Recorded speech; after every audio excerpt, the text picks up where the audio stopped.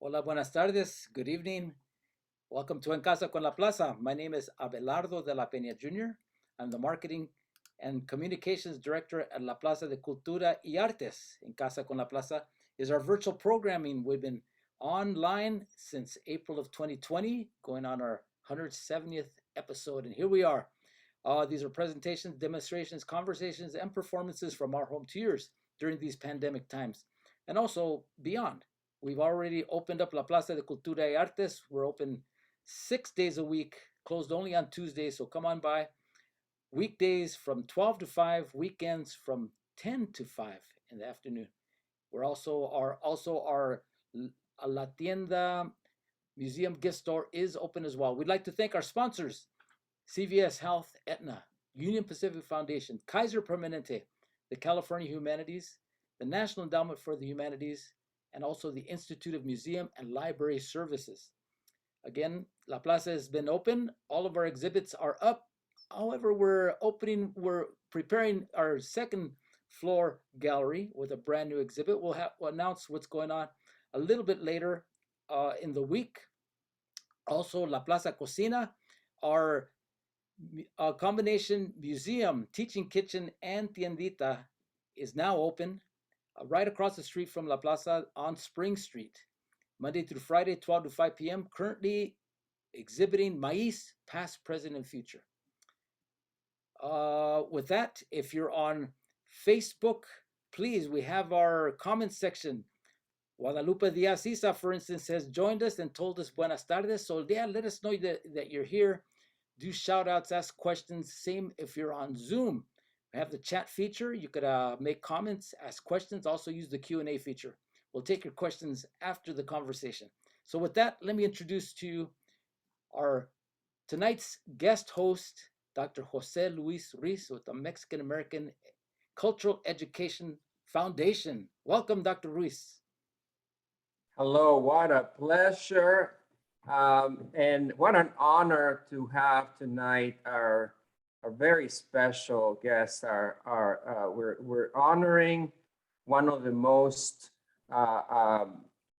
energetic and one of the people that is making us the most proud in politics, Senator Maria Elena Durazo. We are the Mexican American Cultural Education Foundation, and our mission is to change the distorted, unfair perspective and the narrative about Mexican Americans, because we're tired of the 200 years of unfair treatment, the abuse language that we have to deal with, and specifically Mexican Americans have had to deal with this abuse for 200 years. And the amazing thing is that we've been here, before America was formed. Mexicans were in this lands, and we're still seen as invaders, as newcomers, and this is having a very negative effect on our community. We see it. We see the consequences of it in media. We see how we continue to be invisible. Hollywood has ignored Mexican Americans for 100 years. And again, not that we haven't been here. Thousands of cowboys movies where Mexicans should have been in the center because Mexicans invented cowboys. And of course, we were invisible. And that continues even to today. We know that the Latinos are the least represented people in Hollywood. And this last Oscar list shows an improvement, and we're very happy about that.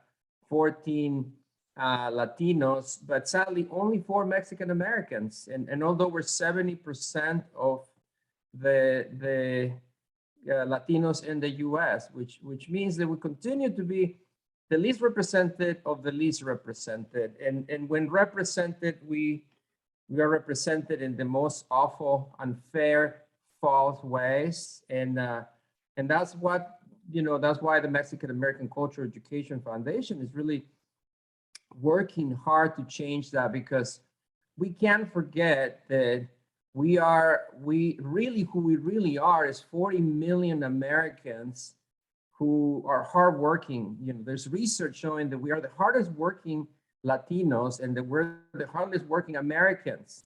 And, you know, 40 million people working hard, being very successful. But what we see in Hollywood is just the unfair, this bad narrative that we have to get rid of. You know, when we don't come from a place of just drug infested, we come from one of the most you know, advanced nations with, you know, one of the largest economies with the biggest culture, and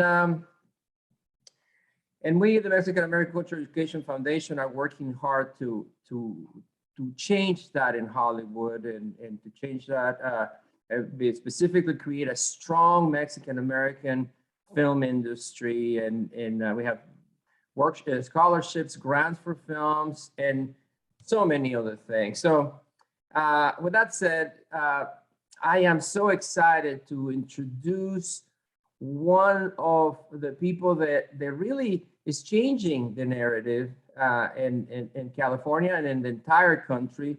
Senator Elena Durazo is one of those people that with her hard work is you know, protecting and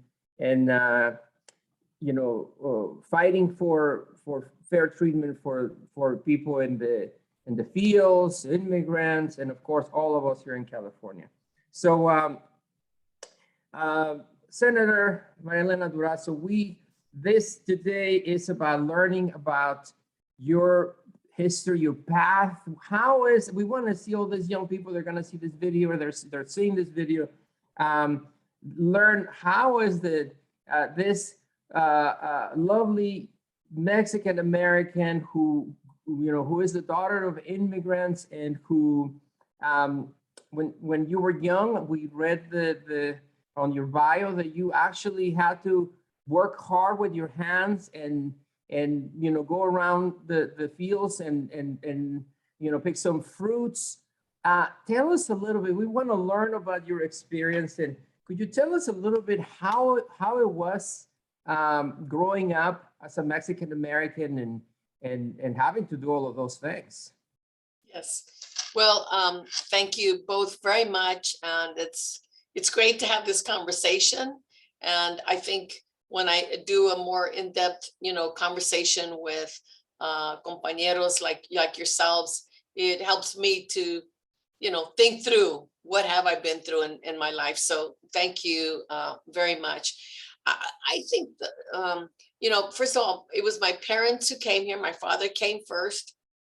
He had a family member, one of his uncles, and so, you know, who came before him. And back then it wasn't in some ways as difficult or as complicated to get the visa to come in and then eventually, you know, gain legal residency. But my father came, worked in the fields, and then later my mom, he brought my mom and my two oldest sisters who were born in Mexico. And so they all came, but this was in Sonora. So then they all came to Madera in the San Joaquin Valley. Mm-hmm. And the rest is just, you know, like you said, it was town to town to town. My dad was completely convinced that's the way through that work that we were going to be, you know, justly compensated, and we were going to be able to have the opportunities that everybody else did. So, you know, from the moments I could walk, you know, I was given a task, me and my younger brother who were closest in age, and, you know, we either brought water, we took it around to all of us. We were kind of like the crew that my dad, you know, would negotiate with the grower, get paid so much and you pick this orchard or you pick here. It was very, very difficult work. And frankly, to me, it was like, why do we have to work so hard? And yet, you know, we don't get out of it what it seems fair that we should have gotten. So I always had that question in my mind. the work of a whole family. I was number 7 in our family of 11. And there was just something wrong with it. Extremely hard work. But my dad, I wouldn't say he loved the work, but he was proud of his work. And that's the other thing I couldn't understand. Are you kidding? This is extremely difficult. It's really hard. You get up early in the morning and it's either really, really hot or it's really cold. There's no in between, and there was no moment of sort of rest. It was just this constant. So, I always, those kinds of questions, this always came to my mind, the unfairness of it. It sounds like your family was very proud of hard work, and it's very consistent of what research shows, that we Mexican Americans are extremely hard workers, and we take a lot of pride in being hard workers and achieving things, and we feel that we should deserve something because of that, and of course we know that hasn't always been the case. I have a question. Do you feel that any specific childhood experience, gave you the drive, that extra push to become as successful as you have? I mean, what childhood experience would you attribute? Well, I think it was, my dad always said, because we would complain that we weren't somehow, why weren't we getting paid what we think we should have gotten paid? And he said, what matters is you do the best that you can do on this job. I don't care how hard it is, you're going to do your best. And we just couldn't understand that. How could you do your best for such low poverty wages? But he taught us that you do your best, period. And he would not allow us to do, sort of half the work, half-ass is another word for it. I'm already loving your dad. But he just, and so, I didn't quite understand that fully when I was a kid and as we were growing up, but later grew to respect very much what he was trying to teach us, and as difficult as it was and as much as we complained. He also protected, and which I figured out through time, he also was very strict, especially with us girls. And sometimes, and there is a bit of machismo, of course, connected to, old school Mexicanos. But what drove him was he wanted to protect the girls from the kind of sexual abuse and sexual harassment that was very common in the fields. And so, at the time, again, didn't quite understand what he was trying to do, but he was really trying to protect us. And in his way, he didn't sit down and have these little chats with us. He just laid down the rules, and that was the rule. So there were so many things that weren't explained to us by our parents, but in the end, I think proved to be good values that he was teaching us. Yeah. It seems like he taught by example. Yes, right? Absolutely. Absolutely. I was reading your bio, and tell me if I was incorrect. You met Cesar Chavez, and how was that? I mean, that's first of all, you look too young, but second, that's quite an impressive thing. It must have been something special. Yeah. Tell us about that. Yes. So my late husband, Miguel, who had gone right after high school and worked, recruited by Dolores Huerta to join as an organizer, of course, knew Dolores very well, and Cesar. Although our family worked in the fields, we didn't connect on that level with Cesar. When I met Cesar was when I was already the leader of the Hotel and Restaurant Workers Union. Oh. And so he came to LA to ask for support. And so of course we did everything we could. We had a few events with him. Somebody just send me a picture of one of those events where I was there. And so he was helping us. And then, so there were two things that stand out in my mind. One is we were having a very, very long, protracted, difficult fight with Hyatt hotels at that time. And he came, we were at the point where we were just sort of ready to give it up. Like it was just too long, too difficult. And he came to speak to our members about what struggles are like and how you win, and how important they were as special individuals to keep the fight going so that we can win. And he was just an extraordinary, down-to-earth human being, talking to them in their experiences as immigrants, as poor people, not to feel less, to feel powerful. It was quite a very, very, personally, a very important day in my life. And the other was when me and Miguel went to go visit him when he was doing his last fast. And we went into the little room where he was at, you know, just a little single bed there. And still he was, you know, very joking. And it was a few days after he started, and he joked around about having a dream of eating tacos, tacos de cabeza. And he goes, when in my wildest dreams would I ever eat that? So, you know, I was fortunate enough to have those special moments with him.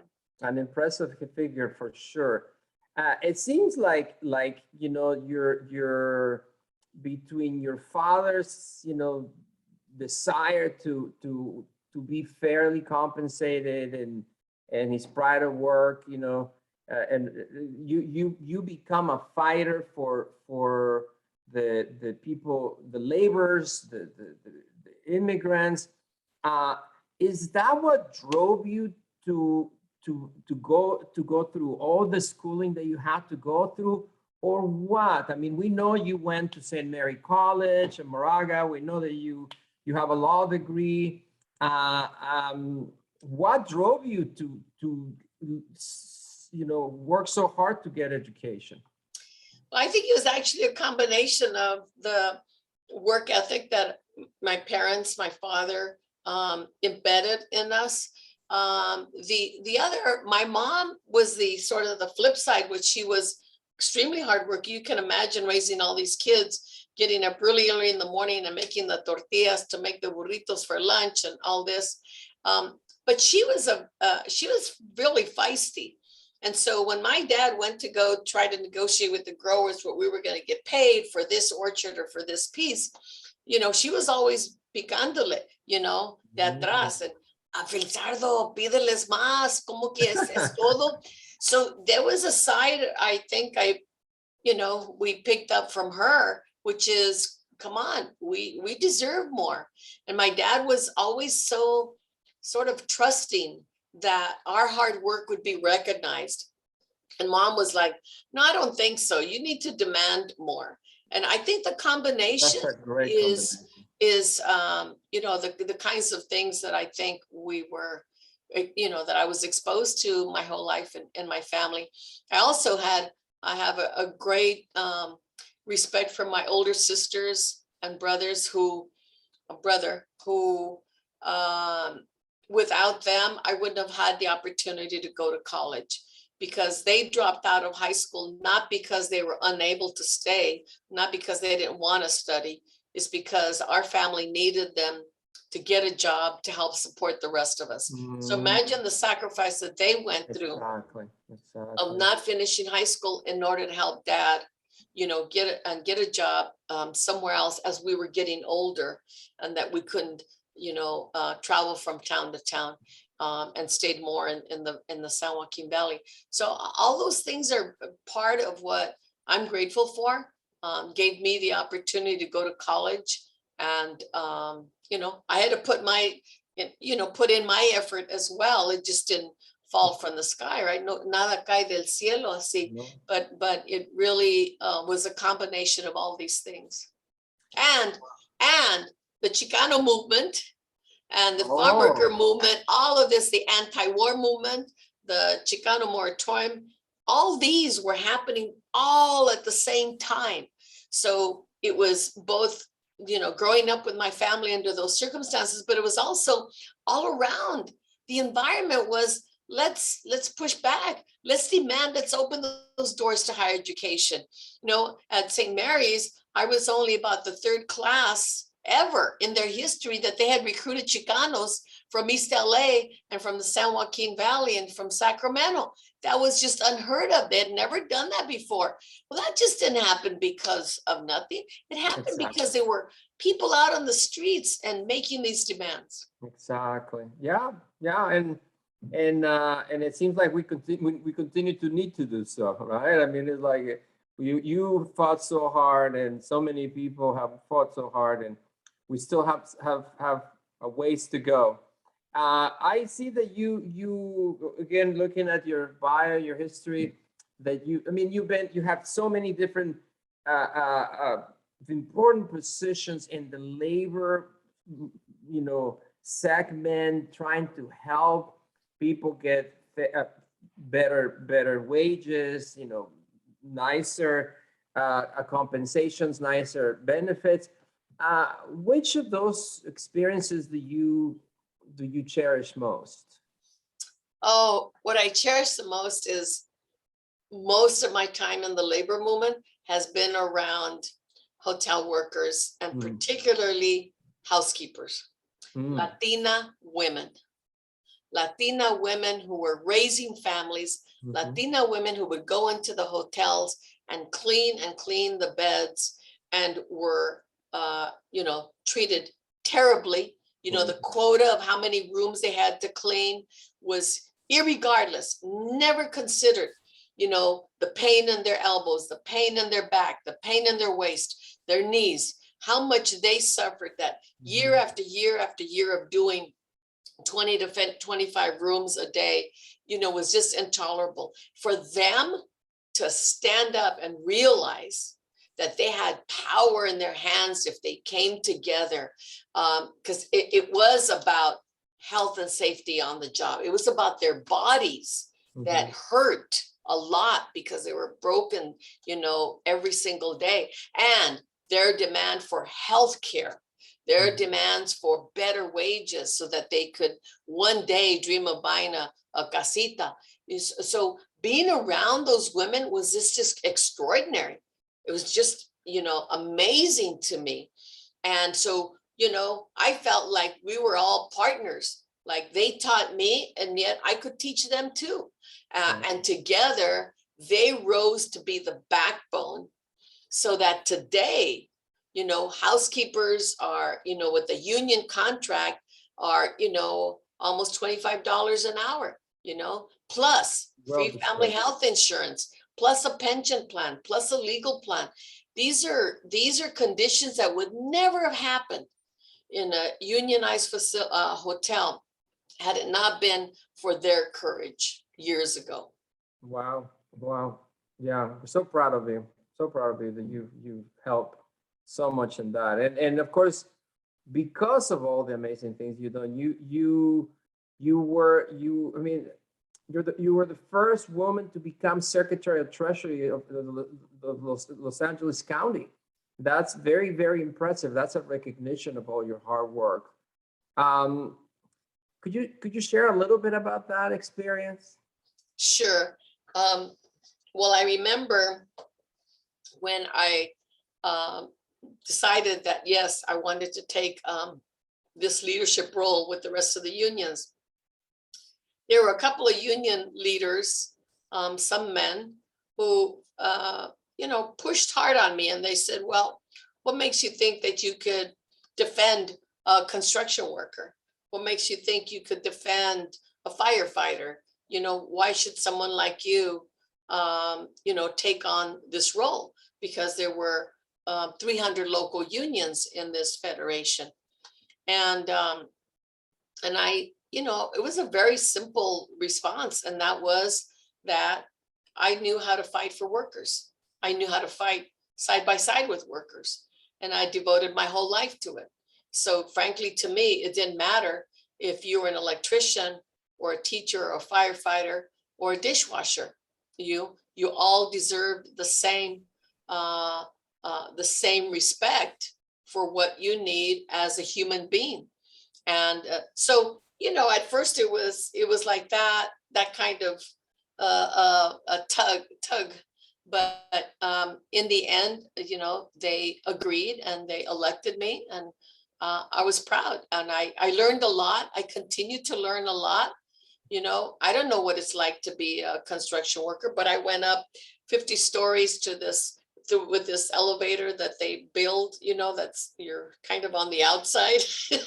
I went up to visit iron workers. I mean, that was an extraordinary experience. I went to apprenticeship programs. I went to visit industrial laundromats. And it was just, worker after worker, they're human beings. Yeah. And we just need to show more of our clout as human beings. Just like right now, there's all this talk about essential workers. But what does that mean if we don't show it with tangible things? If we don't show it by, giving the respect either through wages or, working conditions. So, there were so many things I continued to learn in the labor movement, the LA labor movement. And I also went all the way to the National AFL-CIO Executive Council. Wow. Well, that's an impressive, powerful Mexican-American woman. We're so proud of you. Now, tell me something, and this is, a question that I always wonder. You've done so much, and I mean, your reputation that you have is impeccable.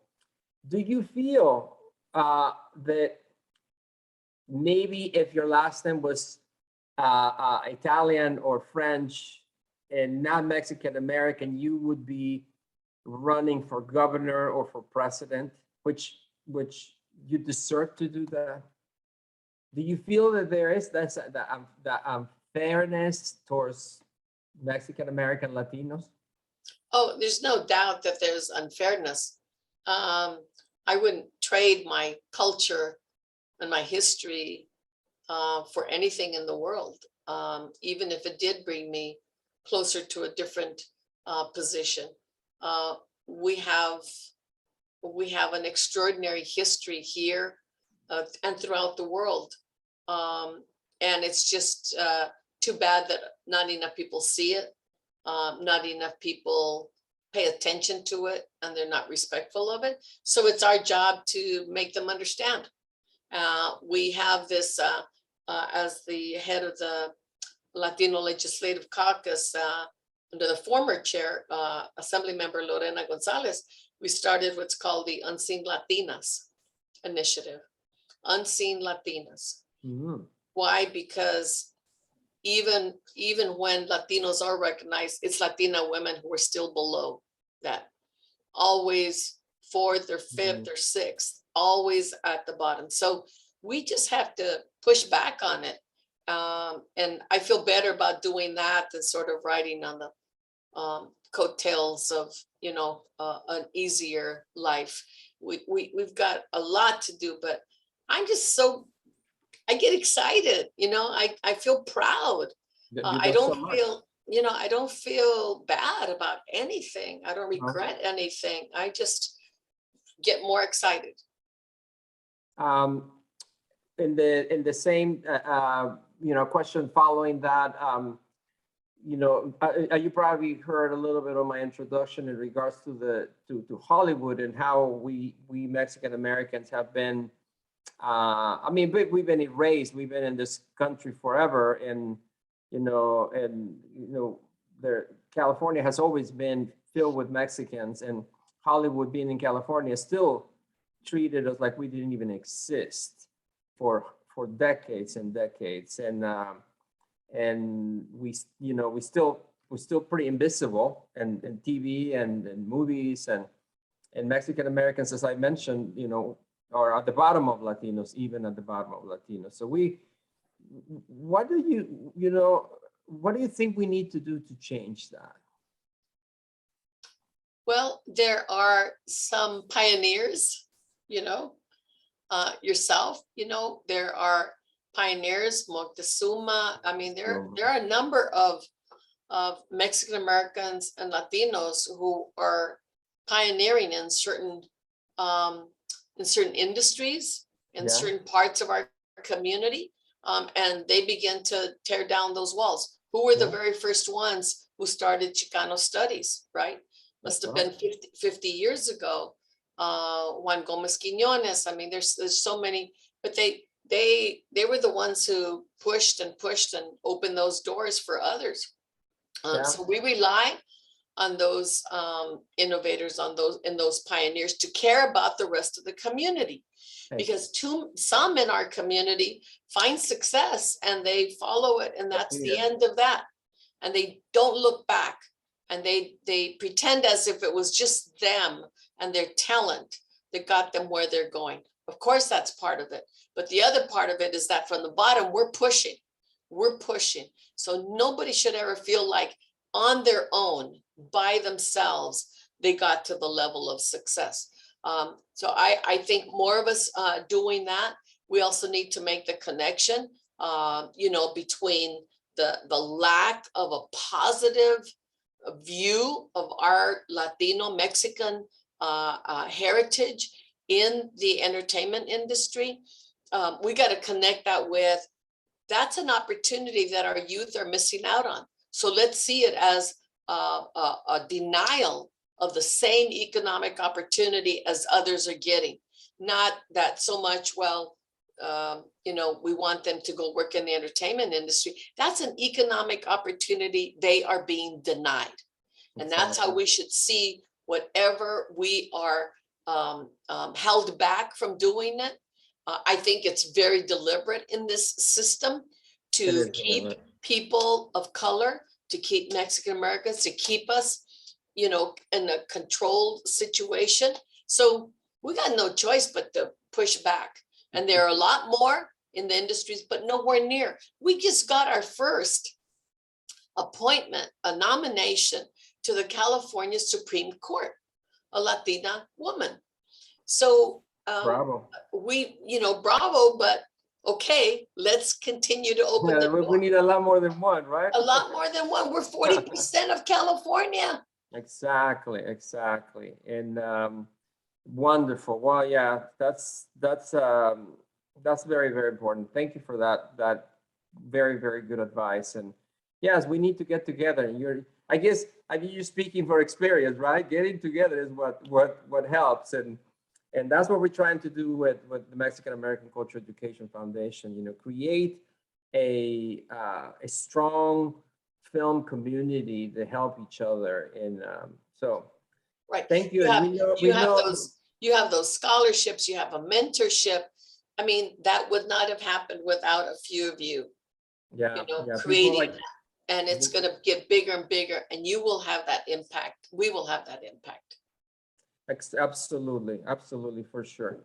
Tell us, what are you working on right now that is getting you excited?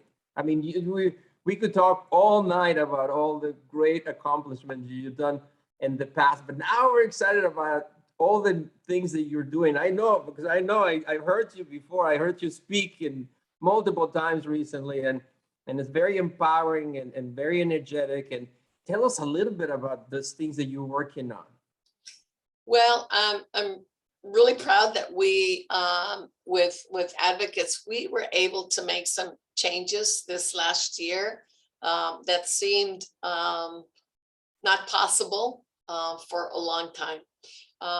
One, and the most, I think, impactful as far as numbers and the total number of people impacted is so big that I think it's going to have a really amazing impact, positive impact.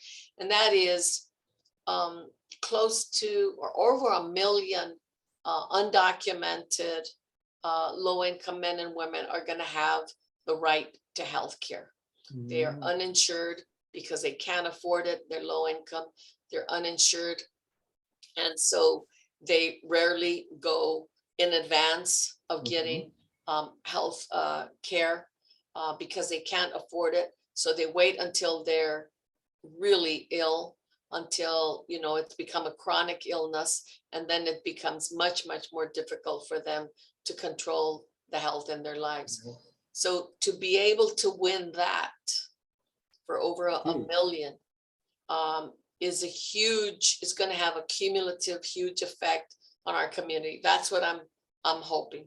And it's, to me, it's an extension of what I fought for with, you know, janitors and housekeepers and construction workers, which was healthcare.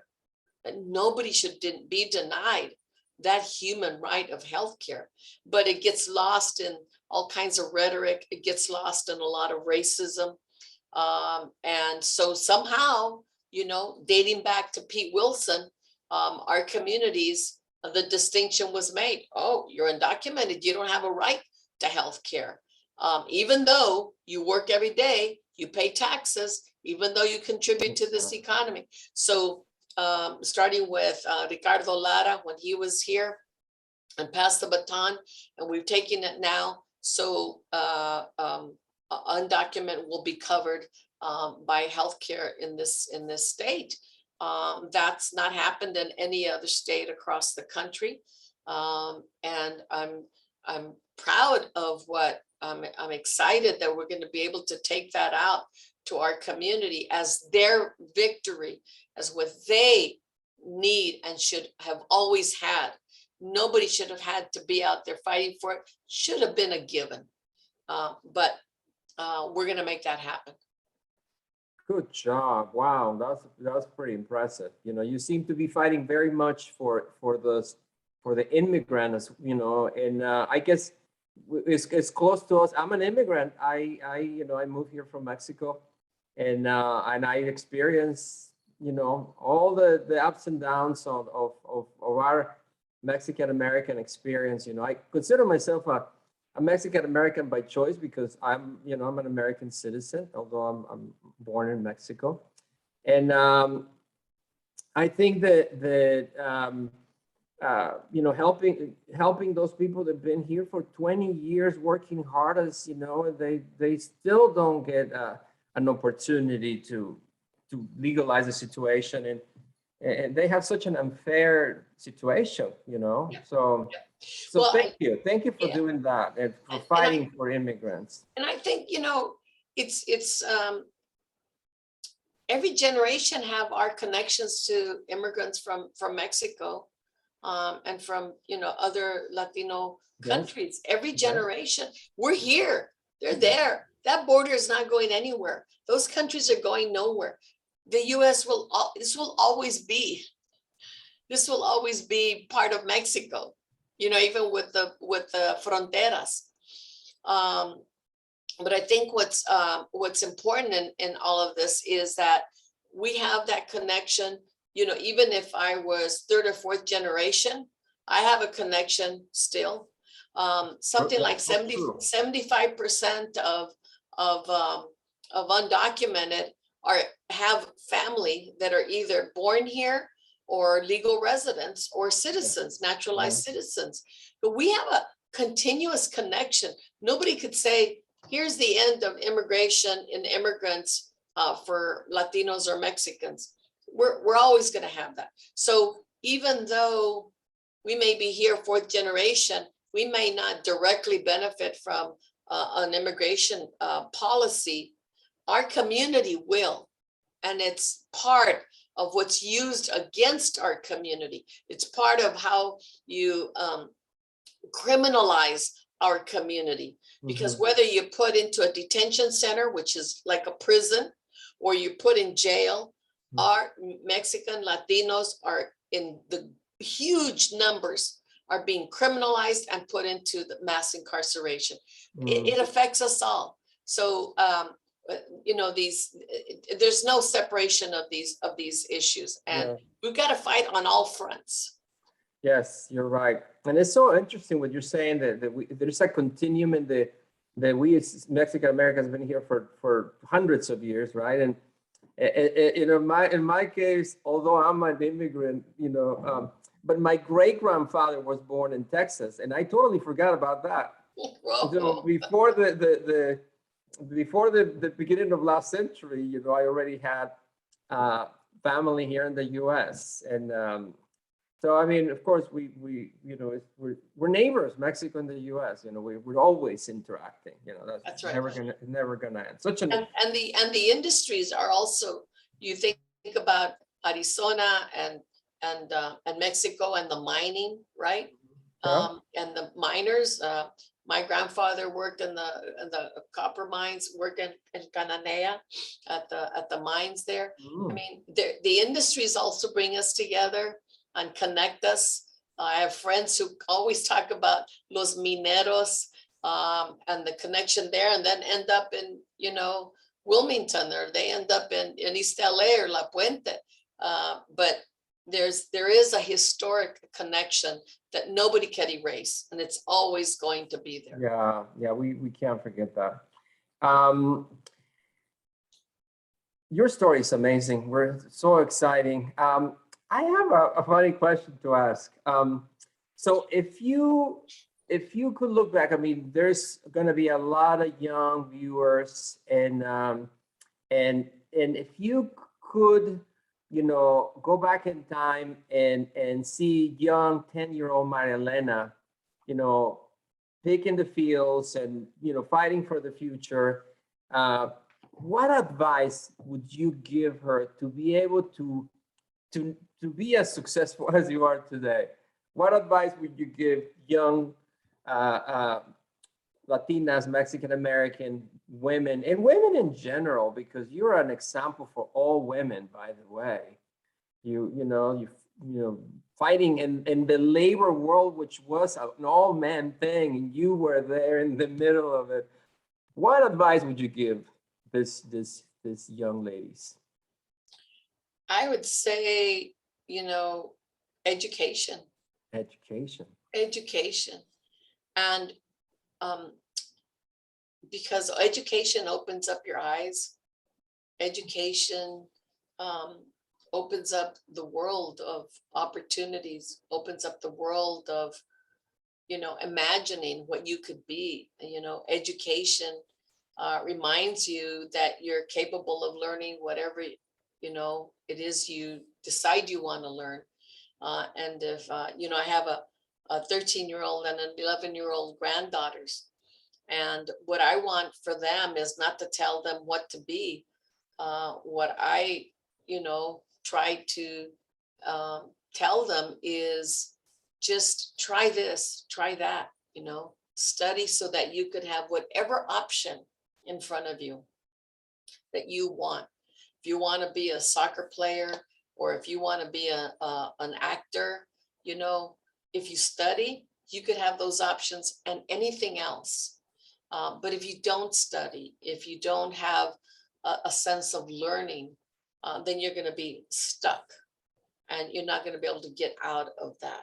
And you're going to be limited in what you want to do in your life. You're not going to be all that you can be, as the saying goes. So I just say study, and have empathy and care for others, study and be part of a community. When I went to law school, I was a single mom, and I was working during the day. I had my son was about 5-6 years old, and just so during the day I would take him to a daycare center and started talking to one of the women there, childcare providers, and I said, I really want to go back to school. I want to go to law school. That was always my dream, to go to law school. And she says, well, why don't you do it? And I said, well, that's really hard. I have to go to night school. What am I going to do with my son, Mario? And she says, don't worry about it. I'll take care of him.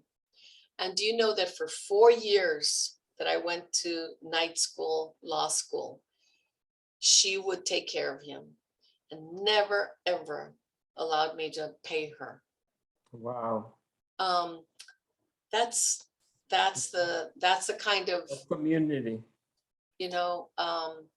privilege that I've had, of having those kind of people in my life. So you can do it with people around you.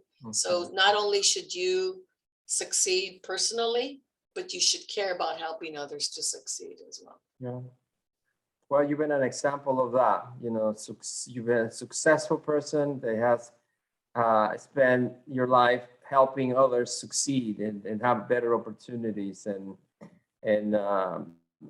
we can see how your father and your mother had such a powerful influence in your drive for fairness and your love of hard work and so I think those are some of those things are that Mexican American spirit, how we such hard workers and believe in fairness, and that's something that is also very, very common in our community. So we're very proud of you. We look forward to seeing you continue the fight, continue to represent us, because you're doing such an amazing job, and we're very thankful. We know how busy you are, and we're honored that you took the time to be with us tonight. And I know that people listening to your story will be ignited, will be excited, and there will be future young Latinas, Mexican Americans who want to be like Senator Elena Durazo. So thank you very much, and Thank you, Dr. Ruiz. look forward to seeing you again in the future. And thank you, Abelardo, my friend. Sure. Yeah. Thank you so much. That was very inspiring, and a lot of viewers both on Facebook and on Zoom just give you big applause there. Eli Sanchez, for instance, give you the clapping. Jose Montoya as well. Dan Guerrero, a good friend of ours. Maria Elena is a modern day soldadera. We do have a question here from an anonymous attendee. How do we get big tobacco to stop promoting to our communities? Specifically, how can we hold big tobacco accountable for the health inequities that nicotine dependency has caused in our communities? Yeah. Well, that's a really good question. They're always looking for ways, these flavored tobaccos, this vaping, these are new ways to get into our community to make it appear as if, it's okay, as if it's healthier. So we've got to continue to fight back on that front.